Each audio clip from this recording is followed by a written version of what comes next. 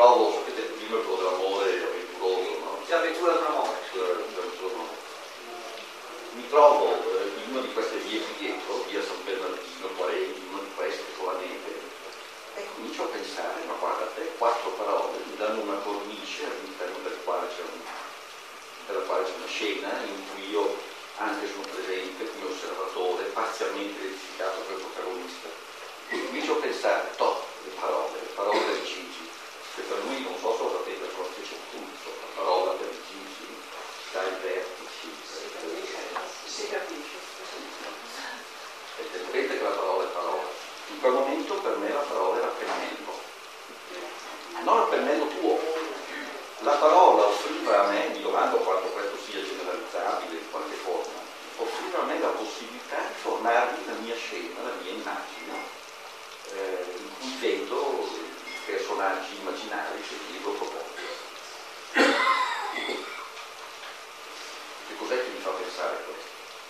Che è un libro che non può e non deve essere in nessun modo capito, nel senso che non ha niente di oggettivo, significati condivisibili da proporre che sia, ma ciascuno fruisce della ricchezza, secondo me, che questo libro contiene, utilizzando i propri personali pennelli, mettendo in movimento le proprie emozioni, immagini, fantasie e pensieri.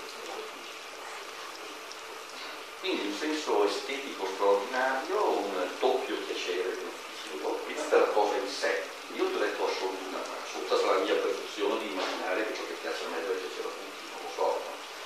Ma assoluta perché ultimamente io ho letto dei libri di una certa importanza, un premio per esempio la Christian Singer, come è intitolato Storia d'anima, Testamento francese, libri secondo me piuttosto belli. Io trovo il tuo più bello e più interessante di questo.